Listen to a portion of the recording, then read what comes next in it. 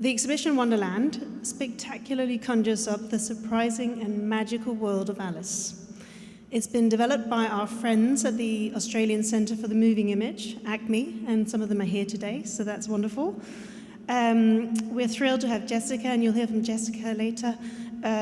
She's the curator of Wonderland from ACMI, and we can't wait to hear some of the stories behind the making of the exhibition.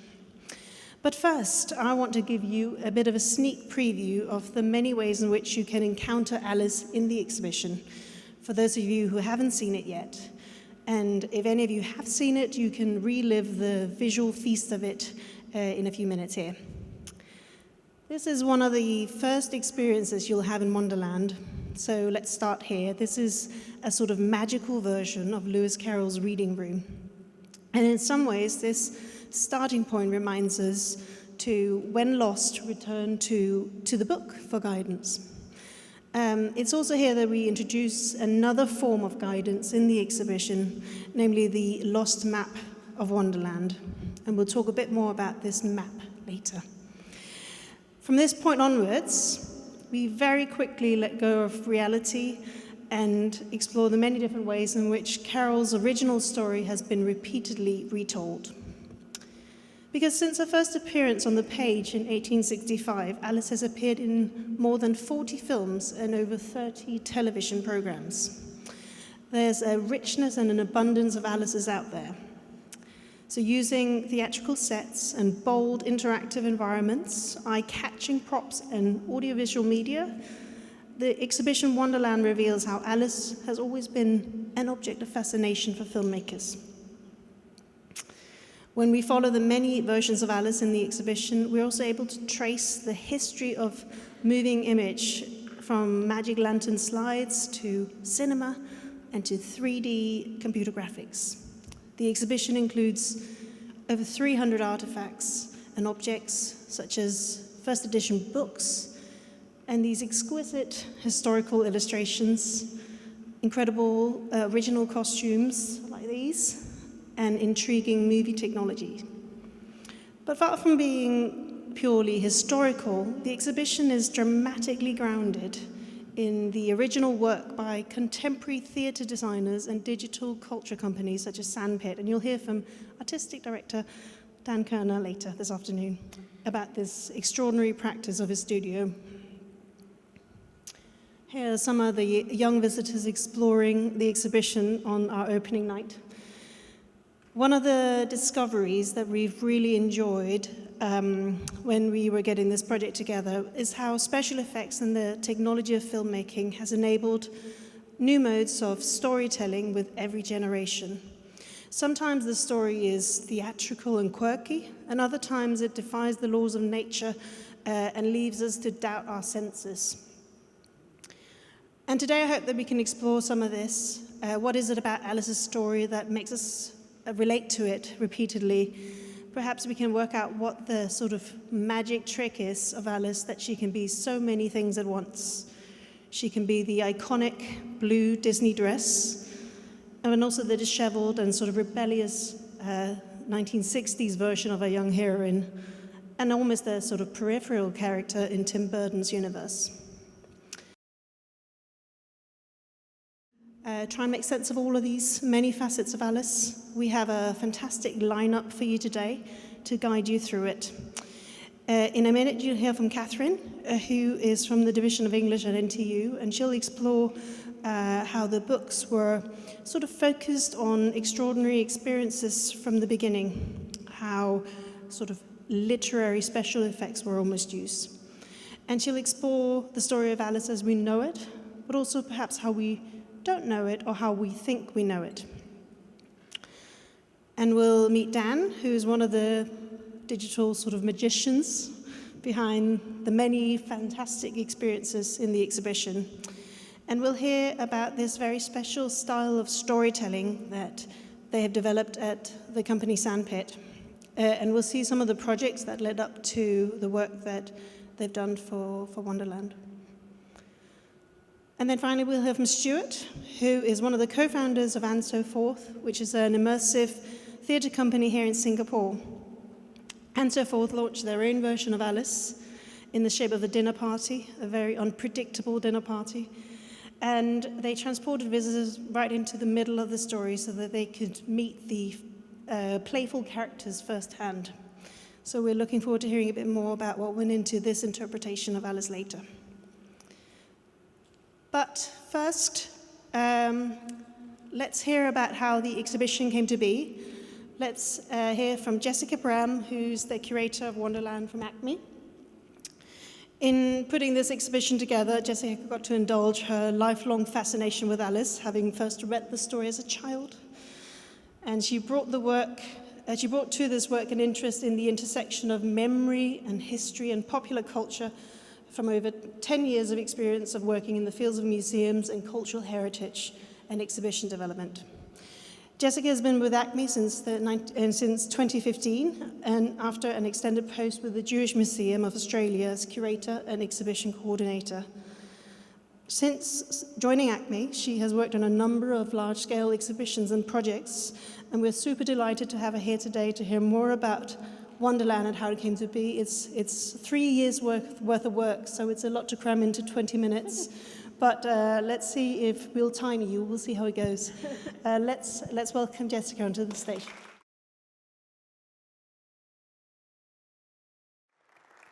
Thank you so much, Nina, and it really is my absolute pleasure to be here today on the very first open day for Wonderland at ArtScience Museum, and of course representing my colleagues back home in Melbourne, Australia, some of whom have also been here for the last month working with ArtScience to develop and build the exhibition in their spaces, but to represent really the team at ACMI, the Australian Centre for the Moving Image, Australia's National Museum of Film, Television, Video Games, Digital Culture and art.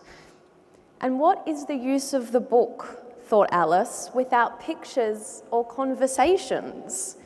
Indeed, we were so excited to bring Lewis Carroll's wonderful stories to life in pictures, conversations, and of course, because of who we are, the moving image in Wonderland, the first exhibition of its kind to celebrate the screen history of Alice's adventures in Wonderland and through the looking glass and what Alice found there. And we started very early on the exhibition development project with this idea of imagining a world where nothing was impossible and everything was wondrous and strange. And of course, in such a world, which was themed around the world of Lewis Carroll's Wonderland, the more curious you are, the more you'll discover. And for those of you who have already been down into the gallery space, that is very much something that remains a driver throughout the entire exhibition experience. A little teaser, if you haven't yet seen it, to give you a sense of what we're talking about.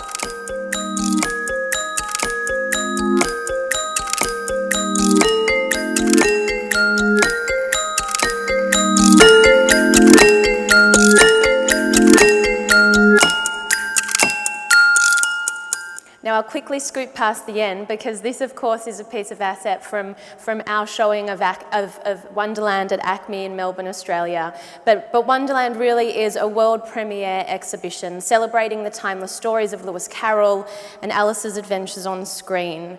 And there's an Alice that we all know, and perhaps in your mind's eye you can kind of see her now. She's somewhere between a hand-drawn illustration, an animation, and a real girl.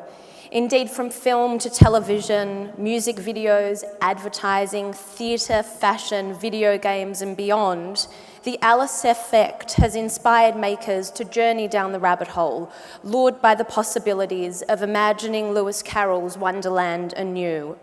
Across time, culture and media, Alice's adventures have embedded themselves in our collective imagination, inspiring and challenging us to explore the curious, embrace the absurd, and above all, believe in the impossible.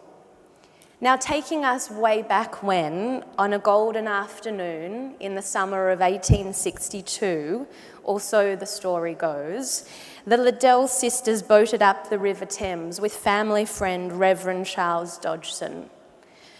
During the journey, 10-year-old Alice grew somewhat restless, and she begged Dodgson to dream up a story, of course known for his talents to do just that.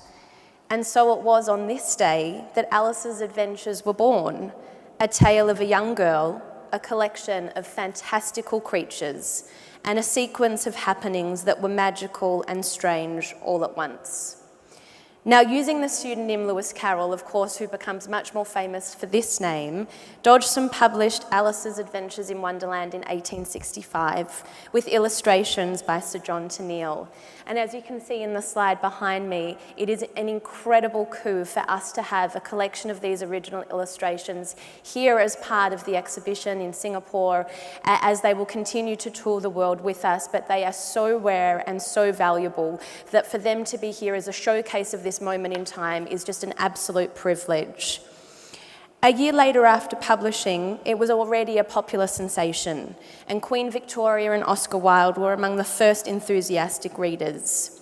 An equally celebrated sequel, Through the Looking Glass and What Alice Found There, followed in 1871. By 1886, and this is where the story becomes amazing, Alice had already, it's amazing already, but Alice had already taken her first step onto the stage in what they called a musical dream play in London's West End. Early image projectors were already being used to bring Wonderland scenes to life, and by 1903, the very first cinematic Alice boldly came into frame. 3 more silent black and white films followed shortly after, and by 1931, the very first talking Alice graced the silver screen. And in many ways, when we think about the development of film craft, Alice herself has been around on screen for as long as film has existed. In the years after, the visual and episodic nature of Carroll's original texts has continued to inspire filmmakers the world over. In more than 40 spotlight screen moments, using spectacular costumes, masks, makeup, the strangest of strange stop-motion creatures, hand-drawn animated cartoons, and the wizardry of contemporary visual effects, Wonderland has encouraged all of us to believe in the impossible, and the medium of the moving image has truly enabled each of us to do just that. But watching Alice through the lens throughout history is like watching both the medium and the character herself really come of age, but in a really strangely confusing, non-linear, totally Lewis Carrollinian way. For Alice goes forward and backwards in time, changing age as readily as she changes scale. Most actresses playing the role of Alice have been older than 7-year-old Alice Liddell, the real-life inspiration for Carroll's much-loved protagonist. Indeed, she appears as a teenager in the black and white films of the early 20th century, then as a young girl in Disney's Technicolor cartoon. She grows older again in the 1960s for the BBC and NBC television adaptations, and then she shrinks back to being a young girl for screen versions by Jan Schwankmeyer and Harry Harris in the 1980s, before becoming an adult once more and returning to the wonderland of her childhood in the most recent Walt Disney Studio blockbuster Burton and Bobbin films of the 2000s. For us, Alice grows up, but we can all say that she never grows old. And it's so much of this that we wanted to bring to life in exhibition form. You see, Wonderland is an exhibition about the wonderland of about the wonder of Lewis Carroll's stories and the evolving magic of filmcraft in bringing them to life. Presenting the first ever survey of Alice on screen, we bring a remarkable selection of original material from museums, archives, film studios, and private lenders around the world. As Nina says, from first editions of the Alice books, original illustrations, props, puppets, costumes, production design, character sketches, scenic art, script pages, storyboards, posters, and so much more from over a dozen spotlight films that are seen together for the very first time in this milestone exhibition. We knew from early on as the exhibition team that we wanted to build a world that was surprising, different, and unexpected, as well as being magical and touching, like the books and the films themselves, a series of worlds within worlds within worlds that were theatrical, immersive, and experiential. And so in many ways from today, we invite all of you to tumble down the rabbit hole with us, to collect your Lost Map of Wonderland, which is equal parts, as Dan will explain, an old school treasure map and a digital companion device that accompanies each of you on your journey in Wonderland, and even is so clever that it follows you home. You'll find yourself curious in the hallway of doors. You'll be contemplative and a little bit more subdued in the pool of tears. You'll feel totally oversized in White Rabbit's house, struck by the incredible Mad Tea Party, which again is a first for full room projection mapping, and then playfully given the chance to create your own Sir John Tenniel inspired craft soldier in the most fun, blended analog digital activity conceived in the Queen's Croquet Ground. But in the end, we always knew that we wanted to come back to Alice, the icon that we first met on the page, who has indeed found herself on our screens perpetually across time, across media, and across cultures. The exhibition's finale, which is an 18-screen tribute, allows us to do just that. It's a celebration not just of Alice, but of all the Alices who have been smart, courageous, adventurous, confident and bold, an inspiration and a hero for all time. You see, Alice encourages us to believe in impossible things, and the moving image as medium inspires and enables us to do just that. And just as Alice has stirred filmmakers to find new techniques to bring Wonderland to life cinematically, it's true that filmmakers have kept Alice relevant and alive as a real girl, a fictional character, and most certainly an icon of popular culture. I want to welcome each of you to Wonderland on behalf, of course, of ACMI and the ArtScience Museum, and remind you that we're all mad here. So whatever happens down there in the gallery, embrace it, because that's the spirit of Wonderland.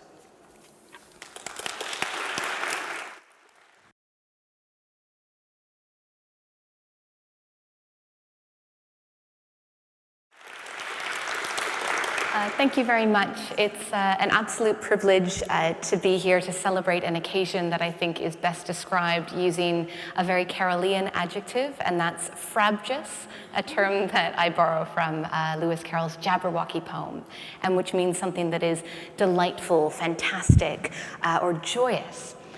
And that's because we've been given the very rare privilege with this exhibition to immerse ourselves bodily in a world that originally consisted of words on a page, a world that was produced by the literary imagination. Now, originally, as we see here, those words were produced by Carroll himself in his own handwriting, in his own immaculate script. And this is the first manuscript edition of Wonderland, a work that began life titled Alice's Adventures Underground. And this work, which was not only handwritten but also illustrated by Carroll, was presented as a love gift to his muse Alice Liddell.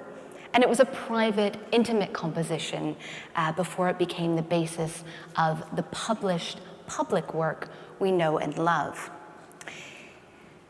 Carroll's literary creation would later be presented in print volumes ranging from the first edition of 1865, which is shown on the left, where the author's words have been paired with those iconic illustrations by British artist John Tenniel, to modern editions, such as Yayoi Kusama's hallucinatory 2012 Wonderland, shown on the right. Yet despite the enduring popularity of the Alice books, these objects that we sit and read, word by word, page by page, Carroll's works are perhaps now better understood in relation to something known as the Alice idea. And this is a term I take from fellow scholars Zoe Jack and Eugene Giddens, who use it to explore the process through which these very literary works begin to be understood in terms of their prevailing motifs: the Cheshire Cat, Alice's blue dress and white pinafore, tea parties, mushrooms, playing cards, and indeed pocket watches. Now, it's this aesthetic identity, one that is primarily visual rather than verbal, that begins to circulate in mass culture so that one can know Alice without ever picking up a book. Indeed, the disposability of books as material objects is underscored in the very opening pages of Alice's Adventures, as Jessica reminds us, where Alice complains that a book without pictures or conversations is simply not worth reading. So Alice is sitting very bored on the riverbank, looking through this dense book that she's borrowed from her sister, and which fails to capture her attention. And it's because her attention has failed to be captured that she is distracted by none other than the White Rabbit. So she places the book aside and she follows him into Wonderland, her adventures beginning when reading ends. Now, of course, the idea that books are irrelevant or somehow peripheral to our ability to experience wonder is undermined by the fact that we come across this scene on the printed page. We read about it happening. If Alice discards the book in a sort of fit of boredom, it's through a book that we as readers follow her into Wonderland. And yet, as I suggested, we no longer need to read Carol's works in order to embark on this adventure. And that's because we can access the text through film, whether live action, animated, or CGI. We can listen to it on an audiobook. We can buy it as consumers on tote bags, sneakers, teacups. We can even eat it on a cupcake. But best of all, I think, we can experience it viscerally, as this exhibit allows us to. Rather than simply reading about the Mad Hatter's Tea Party, we can attend as guests. Now, as a scholar of English literature, you might expect me to view this all somewhat skeptically, asking what, for example, is lost when we experience Alice primarily viscerally rather than textually through the activity of reading. But what I'd like to underscore today is that the Alice books have always been about a combination of not only word and image and activity. Reading and not reading has always been what Alice is about. Reading and something that is more akin to sensory discovery and play. Now, this is something masterminded by none other than Lewis Carroll himself, together with the illustrator he chose to bring his work to life. And this is John Tenniel, a man whose vision of the text continues to shape the Alice idea in modern culture.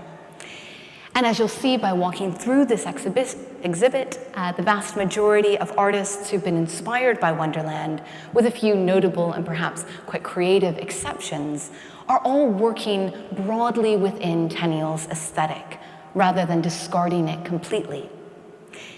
Now, throughout the production of both Alice books, Carroll and Tenniel engaged in an intense professional relationship, in which each aspect of the text was discussed in minute detail. And it's vital that we recognize that Tenniel's own sense of what he was capable of illustrating had a direct bearing on what was included in that final text that we are able to read. For example, have any of you heard about or read about an incident in which Alice meets a wasp wearing a wig? No. That's not because you have bad memories or because you haven't read the text, but because it's not contained within the final text. This was a scene that Carroll wanted to include in Through the Looking Glass. It was an entire written chapter. But Tenniel said, a wasp in a wig is altogether beyond the appliances of art.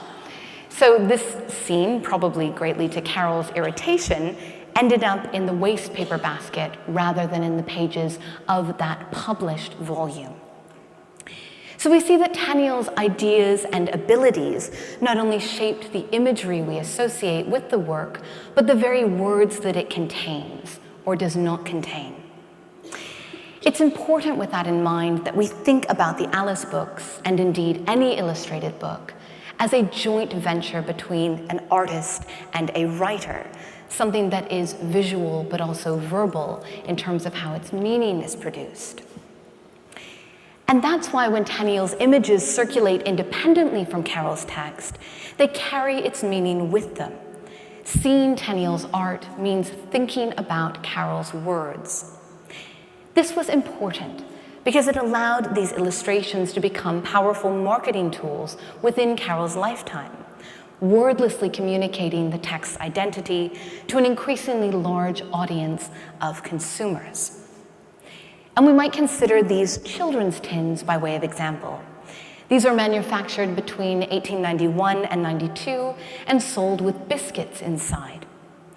The idea was that children who loved and read Alice could use these tins to store treasures and keepsakes once the biscuits were finished. As you can see, they've been decorated with images from Tenniel's version of Through the Looking Glass. We have Alice passing through the surface of the mirror on the top and various other scenes from the book on the sides. Carol received an enormous amount of requests to merchandise his work during his lifetime, and this is one of the few that he agreed to.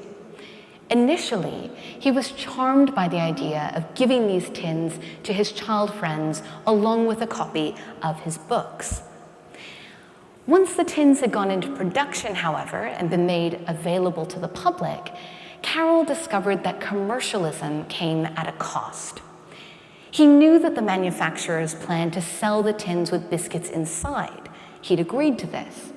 But he didn't realize that the manufacturers were going to plaster their own name on the outsides of the tin. In an irate letter he sent to the makers of these tins, he writes, "I would not for a moment have dreamed of accepting the biscuits had I foreseen that the intention was to vulgarize the boxes by turning them into advertising mediums." So on the one hand, Carol wants to promote his books. On the other hand, he was horrified by the idea that his artistic work would be associated with crass consumerism. Carol went so far as to tell the manufacturers that the first thing his friends would do on receiving such a box was get hot water and a scrubbing brush in order to remove all traces of the unsightly label. The author's desire to literally scrub Alice-themed products free from commercialism is quite interesting, I think, because it speaks to the challenges he faced when it came to shaping and indeed controlling the Alice idea. That version of the text that we experience without reading, but by looking, touching, and of course, in this case, tasting those Alice biscuits. It wasn't all bad news, however. Carol did endorse a range of different products within his lifetime. Among them, Alice's Wonderland birthday book, in which children could record the birth dates of their friends, as well as Alice-themed umbrella handles carved out of ivory in the shape of different characters. Now, this isn't a picture of one of those. I couldn't find one. Jessica probably could find such things. But I picked it because it helps us to imagine what an Alice-themed umbrella handle carved out of ivory might look like. I like to think that this is, of course, the White Rabbit.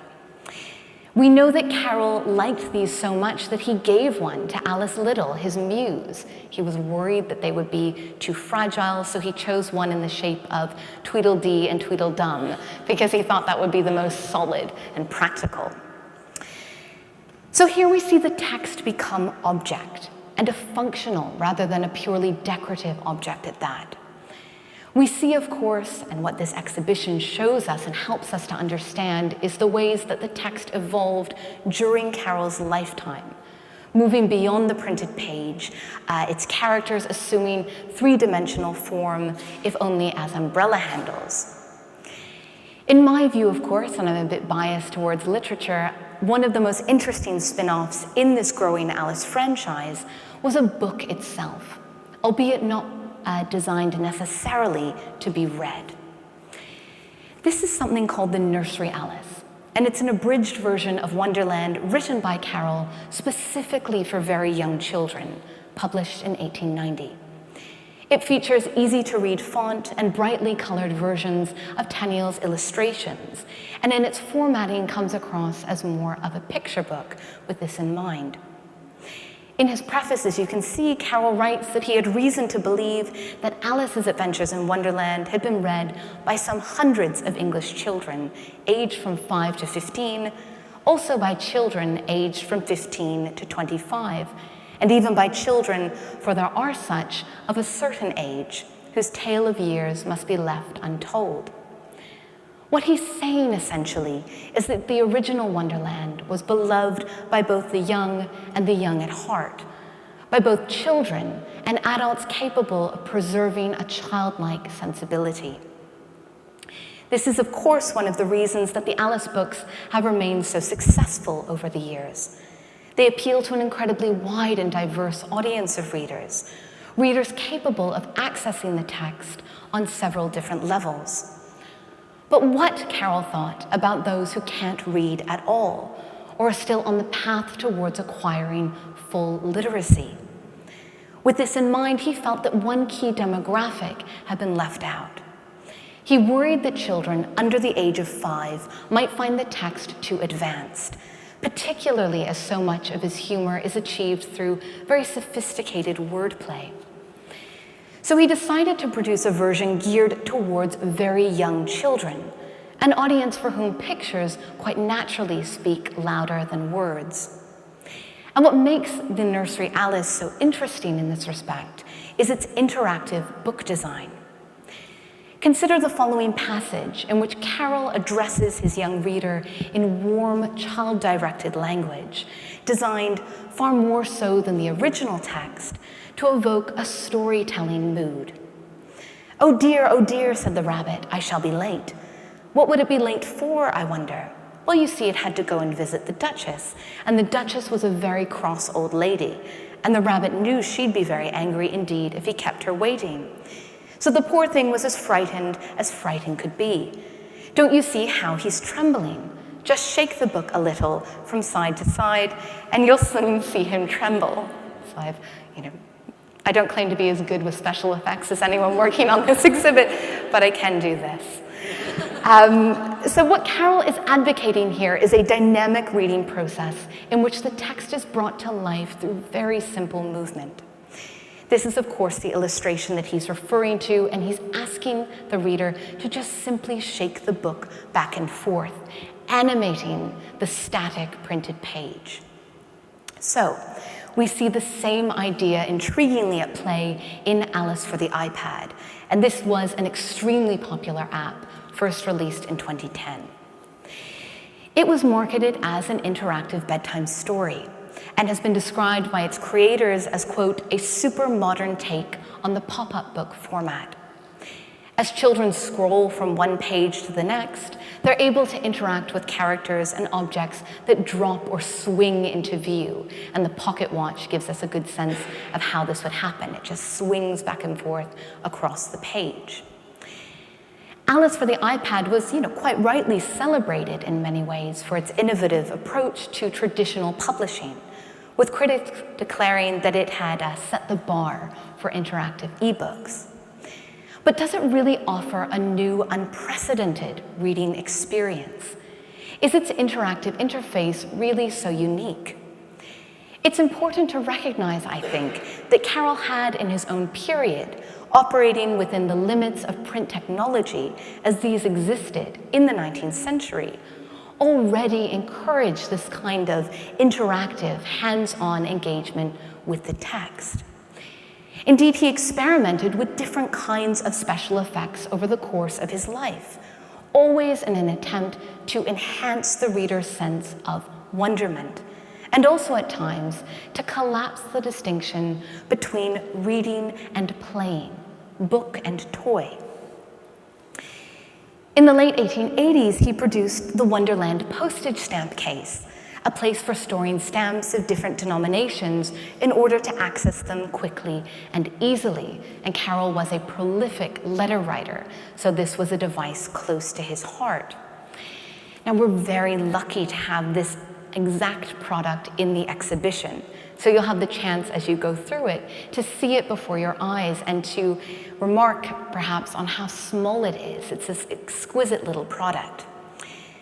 On the bottom right hand of the screen is a slide of the open case, with stamps neatly organized according to their denominations. And in the top right corner, we see what it looked like folded shut. On the outside is an image of Alice holding a pig. The case was designed to be slid into that protective envelope on the left.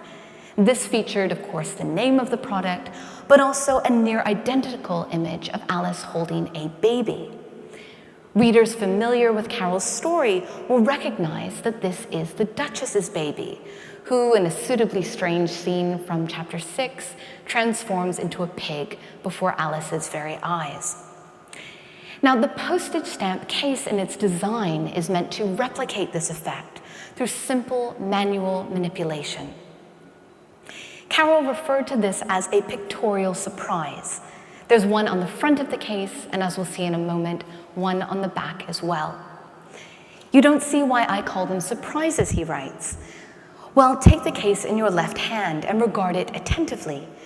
You see Alice nursing the Duchess's baby. Now with your right thumb and forefinger, lay hold of the little book and suddenly pull it out. The baby has turned into a pig. Now, if we turn the case around, we find that the second pictorial surprise involves the Cheshire Cat, who seems to disappear from view when the case is pulled out of its envelope. Carol is using the same effect here, a very simple two-frame animation in which a sense of movement or change is produced by alternating back and forth between two quite similar images. And this particular special effect, in which the Cheshire Cat seems to vanish from view, has been lifted from the pages of Wonderland itself. We see this in the nursery version for young children, meant to be played with, but also in that original, unabridged version. The same interactive feature is present, the same carefully crafted pictorial surprise. Shown here are two consecutive pages from chapter 6 that lie flat against each other in the bound text. On these pages, Alice meets the Cheshire Cat, a creature remarkable for its ability to vanish into thin air. Sure enough, at the end of their conversation, he disappears, leaving only his smile behind. Carol describes this strange phenomenon in the text through words, but he also shows us using a very simple flipbook effect. If we look at these two layouts, we see that the image of the Cheshire Cat is positioned in roughly the same space on consecutive odd pages. The distinct, clear features in the first image appear hazy and faded in the second, and together they illustrate the process through which the Cheshire Cat disappears. And again, we see that here. As a result, the illusion of the cat's disappearance from the pages of the book itself is produced by moving a single leaf back and forth in order to literally watch the cat vanish. If Carol's story is told through words, it also unfolds visually through the use of illustration, and also viscerally through the action of manipulating the physical book by turning its pages. So I think it's vital that we attend to strategies such as this, because while Carol invested his energy in promoting the cultivation of an Alice idea, a vision of the text that extends beyond its pages, and is perhaps best understood visually through the use of illustrations, and also commercially through the sales of biscuit tins and umbrella handles, he was nevertheless deeply, persistently invested in the materiality and the legibility of the Alice books. And here we might draw a valuable lesson, because one of the biggest challenges today in publishing is presented by ebooks or apps along the line of Alice for the iPad, which minimize the importance of having a physical text to handle and leaf through, when in fact it's well known that the materiality of printed books is particularly important to the ways in which children engage with text. In his preface to the Nursery Alice, Carol acknowledges that reading is often the last thing that young children do when it comes to their book use. My ambition now, he writes, is to be read by children aged from 0 or 0 to 5. To be read, nay, not so, say rather to be thumbed, to be cooed over, to be dog's-eared, to be rumpled, to be kissed by the illiterate, ungrammatical, dimpled darlings that fill your nursery with merry uproar and your inmost heart of hearts with a restful gladness. To me, this is both fascinating and so important in the history of children's literature, because Carol recognizes that reading is one of many possible encounters between the child and the text, that children tend to play with their books more so than read them. Now, by building special effects into the pages of his books, and by acknowledging the joy that children experience in physically handling their favorite volumes, Carol reminds us in the 21st century that there's really no digital equivalent for certain kinds of reading experience, and that the need for print books remains as important today as ever. So I'll conclude by saying that the vision of Alice we encounter in this exhibition, experienced through image, sound, and movement, doesn't mark a departure from Carol's written text.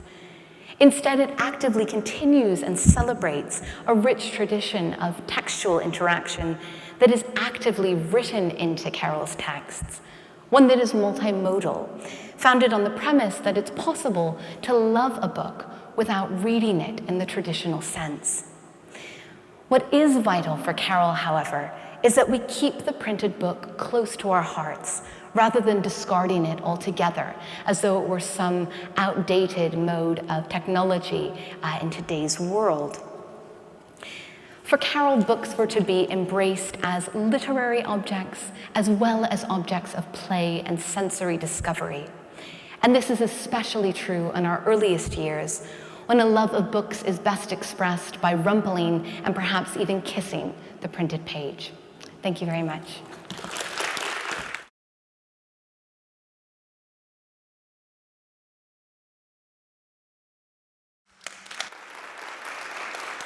Thank you. Yes, my name's Dan Koerner. I'm creative director of Sandpit. Sandpit is an experience design studio that's based in Melbourne and Adelaide in Australia. And by experience design studio, I mean a lot of things. We tend to work with a vast range of cultural organisations, from museums and galleries, occasionally brands, and we also create our own artworks internally. I'm going to share a bit of our process with you, but also more importantly, some of the work we've done in the past. And the reason I often do that is because to this day, a lot of my friends say to me, we still don't understand what you do. So it's best to kind of show by example, I think. In terms of our process, we kick off everything we do with a deep immersion process. And this could mean spending a lot of time in a location, in a collection with a particular group of people, but to go in not expecting anything and to see what we can learn. And from that, we gather our set of ingredients that we can then build our projects with. From there, we have a kit of tools, so we can enter a design process, and often that's radically different. Sometimes we use technology, sometimes we'll use an opera singer or a carpenter or an illustrator, as I'll show you later on. Prototyping is really key to what we do, and we often say the phrase, get real quick, which means that often we'll have crazy ideas that might work and might not. So the best way to test that is to make a prototype, and that could be a paper prototype, or that could be something using some of the digital tools that I'll show you in a moment. But the great thing about that is that an idea becomes manifest in the real world, and it's something you can touch, and it's something you can show to people, and it's something you can give to different people to try out. And then we enter production, which just means making the thing. Here are some examples of some of the work we've done, and I think you'll understand the narrative that has led us up to this really exciting moment in our company's history, where we've been able to collaborate with the amazing ACMI to work on this very, very exciting for us, and I hope you part of Wonderland. The very first project we created was back in 2012 for the Adelaide Festival. And Adelaide, for those of you who don't know, is in southern central Australia. And the Adelaide Festival is one of the most prestigious and biggest arts festivals in Australia. The festival approached us with a commission to create a work at the Adelaide Zoo. And that was the brief. We were very lucky in that the state government came on board very generously, so we were able to kick off Sandpit with something that was fairly large. In the immersion process that I talked about before, we discovered a lot of things at the zoo. We discovered a lot of things about its history, a lot of things about its animals, a lot of things about additional research that we did, and also this. There's a process that they use at zoos internationally called enrichment. And often that means building a paper mache object that is then stuffed with meat or food and put in with the animals so they can rifle through it and solve problems.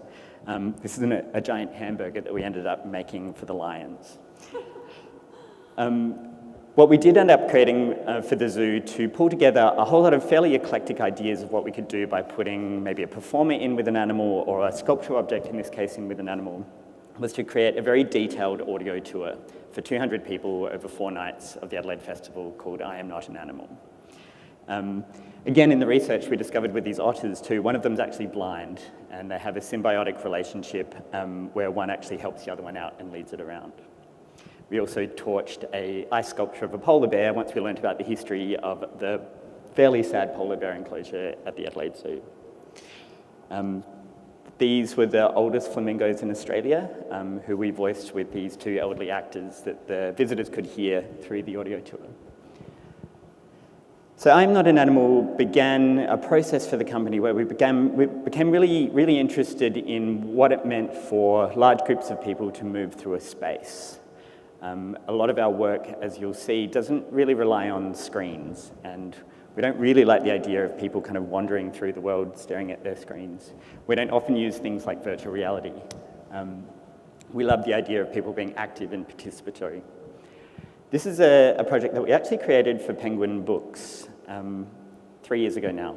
And this was a project called Dial a Story, where we created this kind of nostalgic-looking payphone, maybe 1950s, 1960s, with this light box at the top that says Dial a Story. And people approach the phone booth and pick up the phone, and an Australian comedian, John Safran, is the operator on the other end. And he welcomes you to the project and then says, I've got a whole bunch of Penguin's authors here on the phone that would like to share a story with you. And you can dial in which author you want to hear. And Penguin were very generous with us in that they gave us a good half day with a whole bunch of their authors so that we could mine a little story from them that you wouldn't get from one of their books. Which was great because it meant this project had meaning beyond what you could normally find. So an author shares a story with you and then says, okay, after the beep, I'd like you to share a story back. So there's a beep, and you share your story back and hang up the phone. And at that point, in a little slit that you can see at the top of the phone there, it prints out a little ticket. And on that ticket is a web address and a unique ID. And if you go to the website and punch in your unique ID, you can hear your story back and share it on maybe Facebook or Twitter, but also hear an archive of all the other stories that have been left there. So these travelled around Australia for 3 years, and I was actually moderating a lot of the stories as they came in, which we had to do. And we were getting information like an elderly man telling the story of meeting his wife. And it was a long saga that went on for many years, and the message went about for 5 minutes, and then he finished by saying, and she's standing in front of me right now. And these are the sorts of things that we couldn't write. They just come to us from the people that interact with our projects. 2 years ago now, we were approached by the Arts Centre in Melbourne, which is a building that was completed in 1982. And internally at the Arts Centre, they were recognising a problem that people in Melbourne perceived the Arts Centre to be an elitist space. And to some degree, they're correct. If you go there, it's opera and ballet, and there's an air curtain that blows you back as you try to walk through the front door. Everything's made of red velvet and brass. So things that people associate with upper echelons of society or art. But they were very interested in us finding a way that particularly children and young people could move through the building. There's an amazing permanent artwork collection in the building by very large, granted male 20th century Australian artists. But people feel afraid to move through the building. You feel like a security guard's going to come and tell you off. So we spent a week of immersion at the Art Centre and realised very quickly that throughout the building, about 200 times on repeat, there's exactly this lamp, a brass lamp with a red velvet lampshade on it. So we thought, wouldn't it be great if the lamp could come to life? Hello? Hello? Can you hear me? You can, can't you? Hey, come in a little bit closer. I've got a story to tell you. Oh, I must warn you now that at the end of this particular story, there will be a monster. A terrible, horrible, awful monster. So the Story of Lamp ran at the Art Centre in Melbourne, and when you arrived, you were given a book, a children's book, called The Story of Lamp, and it just appeared as a normal, everyday book. And you open to page 1, and it says, in 1982, Lamp was born into this world, and she's been stuck here ever since. She'd love to meet you. And there's a hand-drawn map that takes you to your first lamp. And at that point, the lamp instructs you to tap the book to the lamp. And at that point, the lamp comes to life. So hidden in the back of the book was NFC, an NFC tag, which stands for Near Field Communication, which is basically the same thing that is in your Metro card. The book activates the lamp, and we removed the light bulb and replaced it with some LEDs so that, as you saw earlier, the intensity of the light went with her voice. She also told us a story of a forest and the light went green, or she told a story of a thunderstorm and it went blue and went... Once you got home and you turned to the back of the book, we employed a similar technique that we did with Dial a Story, that there was a web address and a unique ID. And if you visited the website and entered your unique ID, you could see a record of all of the lamps that you visited during your journey. Going back a couple of years ago now, we were very lucky to move in with ACMI. ACMI created a new space called ACMI X. And this was an office space that could house ACMI as an organisation, along with a 50-seater co-working space where we could combine with industry. So we were the first tenants, which we were very excited about. But the space soon filled with VR developers, web developers, a couple of theatre companies, some producers, some film production companies. And the great thing about this is that it gives us proximity to each other to share skills and to share stories, but also proximity to ACMI. So everyone in the space largely has been drawn on at some point to collaborate with ACMI. When the process of Wonderland was going on inside ACMI, we began a conversation with Jess about using a similar technique to what we'd done with the Story of Lamp to create an additional layer that could guide visitors through the exhibition.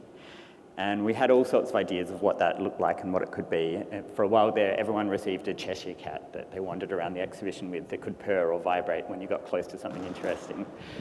With the predicted 150,000 visitors, we figured out very quickly that that would be prohibitive, at which point we came up with the idea of the Lost Map of Wonderland. Could I have a show of hands of who's been down to the exhibition yet? Might be some spoilers here. So when you go down there, you'll receive one of 4 maps, and they're all for different characters. There's one for the Cheshire Cat, the White Rabbit, the Queen of Hearts, and the Mad Hatter. I always forget one, but I've got them all that time. And they're actually geared towards different audience groups. So the White Rabbit is geared towards children and families. It's very activity-driven. It's more simple language. The Cheshire Cat is got a lot of kind of maths riddles, problems to solve. The Queen of Hearts is kind of about violence, and the Mad Hatter is more like the adult version of Wonderland. And as you can see, there's beautiful illustrations of Wonderland inside each map. And on this continent of Wonderland, it's full of countries. And each country represents a room in the exhibition. And each country is full of text. And it really asks you to seek out things that you might not find if you were just wandering through the exhibition on your own. It's a bit like a treasure hunt. And we made the choice to look more for physical objects or printed objects or words rather than the moving image. Again, we had to prototype the map and the technology that drives it, which I'll get to in a moment. This was a very early version of the Queen's Croquet Ground. We created a whole bunch of the versions of the technology that we use inside ACMI, and this was another benefit of being housed in with the organisation, is that we could prototype these experiences, take them out into the museum floor, and actually try them out with real people to see how it worked, even making things out of paper and cardboard.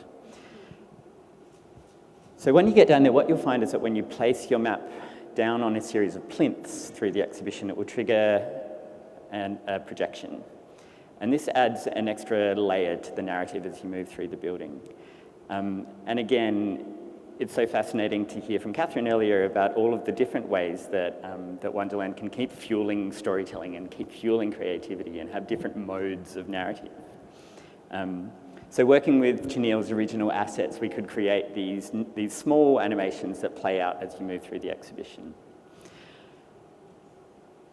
Another great synergy that came from developing the experience was working with Moster Studio, who created the experience that you'll see in the Queen's Croquet Ground, where you can create your own collage and then scan your collage and your face to create your own card soldier that you become yourself. And originally, Moster had come up with this idea, which was great, that you would arrive in the croquet ground, you'd get a piece of paper, and you'd start making your collage. We, on the other hand, were creating this map, and so because we had such close proximity to each other, we could go, well, why don't we combine those two ideas together? So there was no need for an additional bit of paper, that it could all come together. And we went one step further with that as well. And again, this is a technique we keep coming back to, that on the back of your map, there is a web address and a unique ID. And if you visit the Wonderland website, you can download your own version of the card soldier. Also on the website is a lot deeper information for deep divers that goes into a lot of the research that we undertook while we were developing both the map and from the curatorial team from Wonderland as well. So please have a go at the post experience when you get home and download your own soldier. Thank you.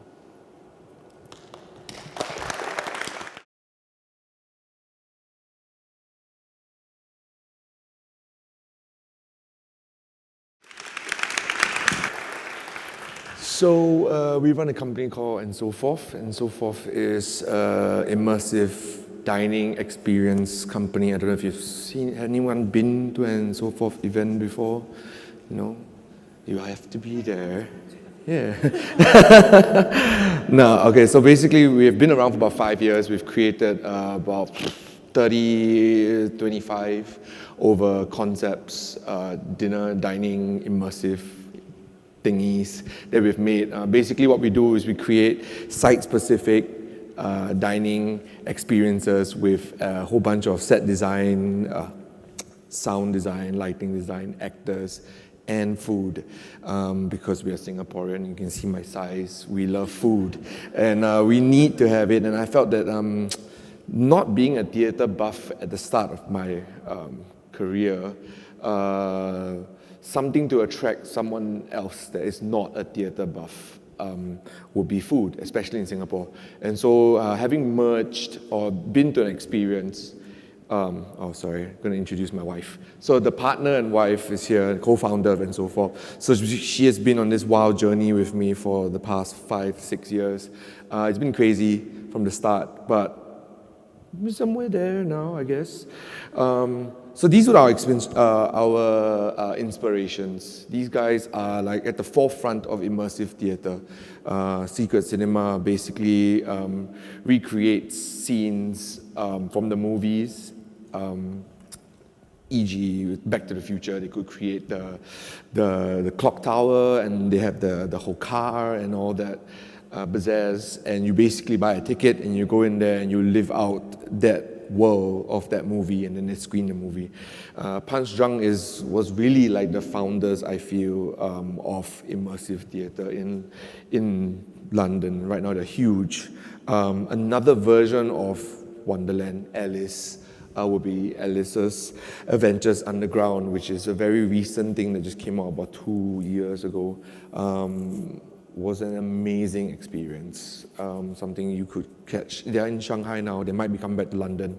And Gingerline. So Gingerline, these guys were the first people that we kind of like went to and like got inspired by, who has blended theatre and dining together in London. That was like 7 years ago. So these are some of the stuff that we've done. Yeah. So actors, and you come in and you kind of not know what to expect. We just give you like a poster, a little bit of a write-up, and then you don't even know the menu, right? This was from a show that we did, The Spy, the Tug, His Wife and Her Lover. Some of the concepts that we started from were quite obscure. So when I wrote scripts and we worked with script writers, we came up with original stuff. But a lot of times Singaporeans, if you know Singaporeans, they're very theme-based. So like if they don't really understand the theme and they're thrown into something new, they're a bit like, do I really want to go for something like that? Yeah, so that's Singaporeans. I mean, after like the third year, we realized, okay, we got to do something a little bit more commercial. This is another show that we did, which also was a bit obscure. So we had a bit of like a drag show kind of thing. It's part of a set from a show called, what did we do? The Imaginarium of Disco David. So this was fun. Part of a multi-room experience, something that I'll talk to you a bit more about later. This is from another one that we did. It's called Grimsneyland, where we basically took the stories that Disney stole from the Grimm brothers, right? So Grimsneyland, if you hear the pun, it's about the stories, the princesses, and how they've grown up in the stories, and what we think the Little Mermaid is doing now. So this one was, the Little Mermaid had grown her legs back, but she kind of got backstabbed or thrown away from the prince because she was a dumb, not being stupid, but she couldn't speak because that was the barter trade, right? You get your legs back, you get your legs, but you lose your voice. So now our version, she gets her voice back. She's running an underwater comedy club. Very vulgar underwater comedy club. And okay, so the last one that we just completed was the Nutcracker. So we felt that if you've been to the Nutcracker, which is the world famous ballet, right, and you've watched it, and then you come out and go, what's really going on now? So some of them don't really know. Most people that I've spoke to don't know the original story of the Nutcracker. And so we felt like we wanted to do a bit more storytelling, a bit more experience-based thing about Nutcracker. It's our version of the Sugar Plum Fairy. In fact, if you read the book, which is 100 over years old, the Sugar Plum Fairy has one line in the entire book. And she was only made famous because of Tchaikovsky's score, right? And then, like in the entire ballet, she performs like that one big scene. So in our version, she does aerial hoop. And then we got our Mouse King. So we kind of like started exploring a bit more on puppetry and a bit of tech, which we're going into currently for our new stuff. This one's a bit more art installation-ish. And then we did Wonderland. So Wonderland was a project that we did 3 years ago. This was what we titled Dinner in Wonderland. And in Dinner in Wonderland, we basically wanted people to come to the craziest dinner party they've ever been to, right? And I wanted you to meet every single character, and I wanted to, just recreate the craziest dinner party you've ever been to, right? And you got to meet the Mad Hatter, the March Hare, the White Rabbit, the Queen of Hearts, Alice, the Frog and the Fish, which is a super underrated character, Cheshire Cat, and the caterpillar, who does like tarot card reading and stuff like that. So basically you enter into a giant dining hall, and there are multiple rooms, doors, right? You eat, and then characters are popping out from doors. They could drag you in And if they do drag you into a doorway, you could find a room that you play croquet with the queen, or get your fortune told, or create cocktails with the Cheshire Cat, stuff like that. So basically, we ran this thing for, basically the plan was 8 weeks. Then we kept getting sold out, and we extended, and we extended, and we extended, and we ran for 6 months. Which is kind of maddening, because then you realize that the theme of Alice in Wonderland is so big in Singapore, or rather that attraction for it. So I'm guessing this is going to be insane for the audience in Singapore, right? And so we thought, okay, we're done with that. And then we had like all the writer friends coming in and saying, you should do a children's version. So then we did 3 different iterations of children's shows. We did a tea party for kids, which was regrettable because cupcakes were on the floor, on the walls. You had tea all over the place. You can see some of the illustrations. So the one on the top right, there's basically in a 2,000 square feet, 2,500 square feet room where we did like a live. We did a mural, which was insane because we had to paint the entire room. We regretted after we did the outlines. And then after that, we had a multi-room kind of experience, multi-section kind of experience for the kids where they had a map, same thing. They had to check off little things that they had to go to a section where they met the Hatter and Alice, or meet the Queen and do the waltz. The kids loved it. That's why we ran this thing, Wonderland, for over 1.5 years. And then I was like, I'm done with it. Because we wrote a song for it, and the song kept playing for every production. And it's just, it was maddening. It was basically living in Alice in Wonderland, and I was like, no, I'm done. We got to move on. And we did. So this is the song and the experience that we did for Wonderland. You can just watch this for 2 minutes. Welcome to Wonderland!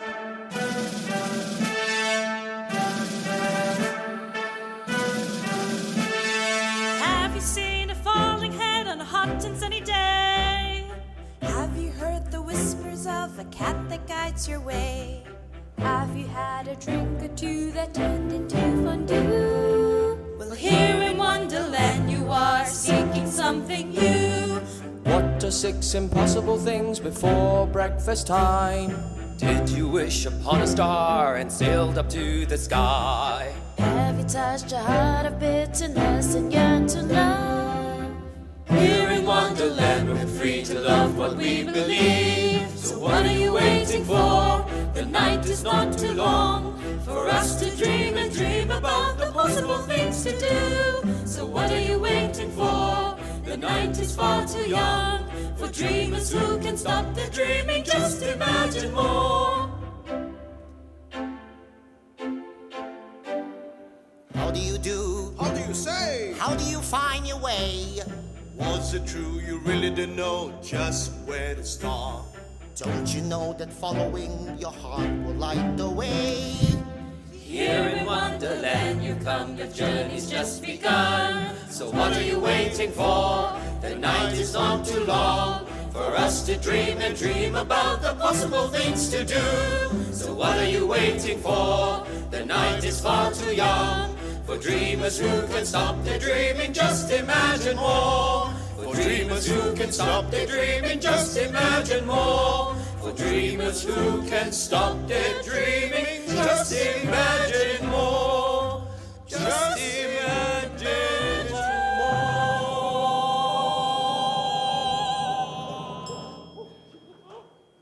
Welcome to Wonderland! Yep, and just keep going on and on and on and on. For 1.5 years. So we even made like food. Like we had a mushroom tea. It was essentially a soup, right? Where we had like shiitake and foie gras and stuff like that in a little teacup. When the Hatter serves you the mushroom soup or consomme and pours into your teacup and you drink that stuff. And that was fun. Like we created stuff that was based off what we could imagine that would be served at the tea party, like an eggnog that was in a nest. And then, yeah, because we had Christmas and stuff like that. So that was fun. We're doing another version of Wonderland in the next show, or rather the next experience that we're doing for children, called 22 Stories. And 22 Stories is basically 22 rooms where we brought back Grimsneyland 2.0, brought back Wonderland 10.0. We have Land of Nights, and then we have Storyland. So that's 22 rooms and 22 characters in a massive 20,000 square foot warehouse. That's maddening. So I've been shuttling back and forth. It's been crazy, but it's going to be exciting. That's happening in May. Yeah. So I'm done. Thank you.